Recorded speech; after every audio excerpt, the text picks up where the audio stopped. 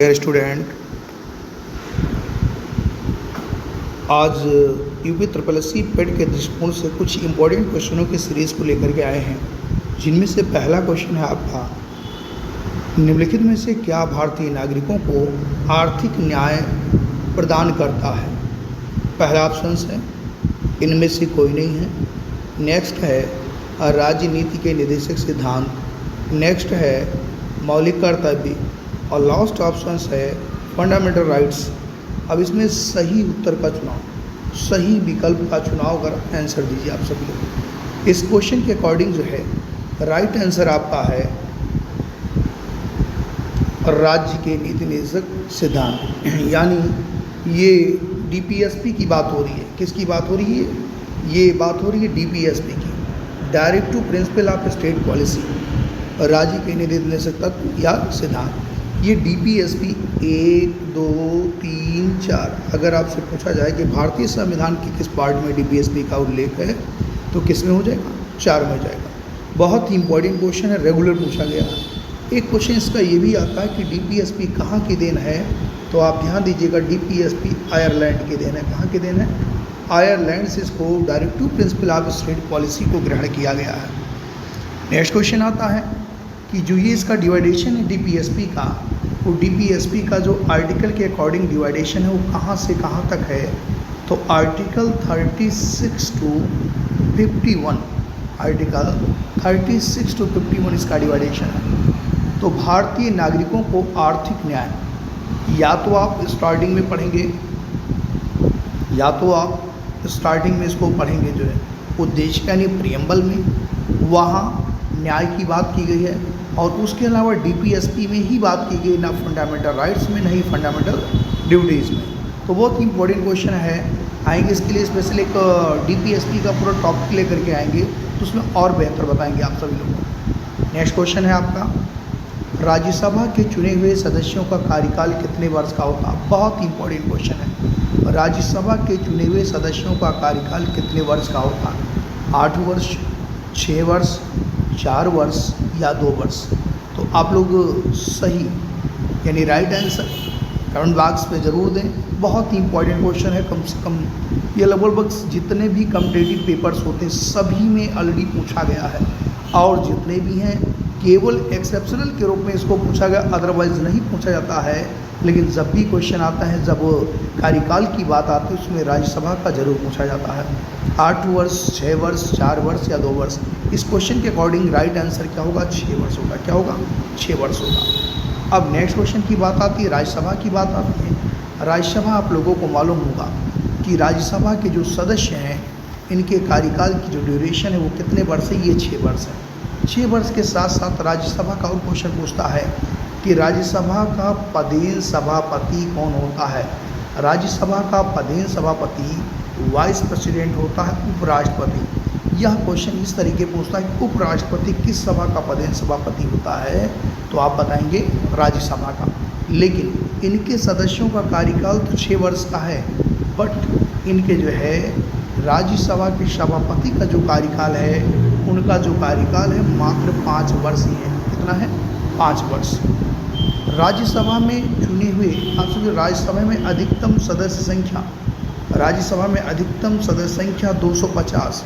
इसको डिवाइड करेंगे 238 + 12। एक क्वेश्चन ये भी बार बार आता रहता है कि राज्यसभा में राष्ट्रपति कितने मेंबर को नॉमिनेट करता है? तो आप ध्यान दीजिएगा, राष्ट्रपति 12 मेंबर को नॉमिनेट करता है। यह एक ऐसा ऑलरेडी सदन है, अस्थायी सदन है, इसका विघटन नहीं होता है। तो बहुत सारी डिटेल हैं, वो नेक्स्ट सेशन में स्पेशल टॉपिक को लेकर के जब आएंगे राज्यसभा का, तो उसमें आपको बताया जाएगा। अगला क्वेश्चन है आपका, लोकसभा के पहले speaker, who was the first speaker of Lok Sabha? C V Mavalankar, Sarvepalli Radhakrishnan, M S. Swaminathan, M. Ananthasayanam Ayyangar या डॉक्टर पी.वी. चेरियन? तो इस क्वेश्चन को सभी लोग इसका बहुत ही आसानी से आप आंसर दे सकते हैं। बहुत ही इंपॉर्टेंट क्वेश्चन, अभी हाल ही में आरओ के पेपर में भी क्वेश्चन पूछा गया। बस अंतर इतना है, इस क्वेश्चन के अकॉर्डिंग इसका राइट आंसर क्या होगा? जी.वी. मावलंकर, लोकसभा के पहले स्पीकर। और रही बात, अगर हम लोग बात करें लोकसभा की पहले उपाध्यक्ष यम अनंत सैनम अयंगर। जब उपाध्यक्ष की बात करेंगे तो यम सैनम अयंगर हो जाएंगे। क्लियर। नेक्स्ट एक क्वेश्चन इसका और आता है, वो कौन सा आता है? लोकसभा के जैसे पहले स्पीकर पूछा हुआ है, लोकसभा की पहली महिला स्पीकर कौन सी? लोकसभा की पहली महिला स्पीकर। तो जब महिला स्पीकर की बात की जाए तो माँ से महिला, माँ से मीरा कुमार, इसकी बात आएगी मीरा कुमार की बात। ये बहुत इंपॉर्टेंट क्वेश्चन है, माँ से महिला, माँ से मीरा। यानी लोकसभा की प्रथम अगर देखा जाए और वुमेन्स स्पीकर्स कौन होंगी तो मीरा कुमार जी होंगी। और बहुत सारे क्वेश्चन लोकसभा से रिलेट करके आते हैं। ये भी क्वेश्चन पूछा कि लोकसभा में सदस्य चुने जाने हेतु, लोकसभा में सदस्य चुने जाने हेतु जो एज बाउंडेशन वो कितना वर्ष है? मात्र 25 वर्ष। क्या है? 25 वर्ष। लेकिन लोकसभा के सदस्यों का जो कार्यकाल है कि लोकसभा के सदस्यों का, इनके मेंबर्स का कार्यकाल क्या होगा? तो यहाँ क्या होगा? 5 वर्ष होगा। क्या होगा? 5 वर्ष। नेक्स्ट, चलिए नेक्स्ट क्वेश्चन की तरफ बढ़ते हैं। अगला क्वेश्चन है, भारत में पंचायती राज व्यवस्था इनके अंतर्गत रखी गई है।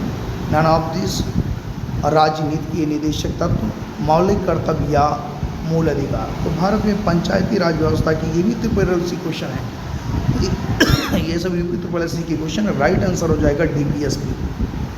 क्या हो जाएगा? डीपीएसपी हो जाएगा। आप लोगों ने पढ़ा होगा आर्टिकल 40 भी कई बार पूछा हुआ। आर्टिकल 40 ग्राम पंचायतों का संगठन, ग्राम पंचायतों का संगठन 21 आर्टिकल में दिया गया, आर्टिकल 40 में दिया गया।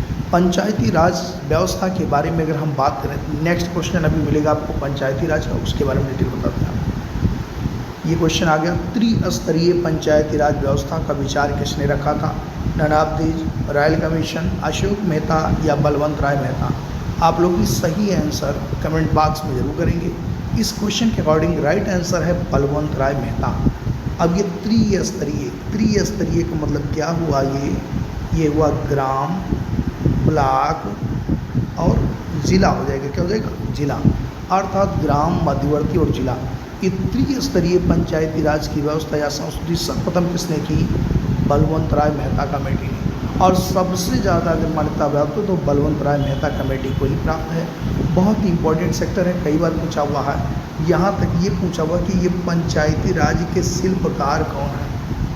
पंचायती राज के शिल्पकार कौन है? यही है बलवंत राय मेहता जी। कौन है? बलवंत राय मेहता जी। ये पंचायती राज की अगर हम लोग बात करें, ये भारतीय संविधान के पार्ट 9 में इसका उल्लेख है। अमेंडमेंट एक्ट की बात करेंगे 73 हो जाएगा, और शेड्यूल की बात करेंगे 11 हो जाएगा। यहाँ तक सब्जेक्ट की बात करेंगे 29 हो जाएगा। तो बहुत सारे इस तरीके के क्वेश्चन हैं। चलिए नेक्स्ट क्वेश्चन की तरफ बढ़ते हैं। अगला क्वेश्चन है आपका, भारत के संविधान में जन स्वास्थ्य स्वच्छता, भारत के संविधान में जन स्वास्थ्य स्वच्छता किस में शामिल है? नन ऑफ दिस, संघ सूची में, समवर्ती सूची में, राज्य सूची में। तो जन स्वास्थ्य स्वच्छता की बात करेंगे तो ये किस सूची का विषय है? राज्य सूची का। शेड्यूल की बात करें तो 7 शेड्यूल में संघ, राज्य और समवर्ती सूची को जो है डिवाइड किया गया है। ये भी यूपी ट्रिपल एससी पेट के प्रथम पाली का क्वेश्चन है।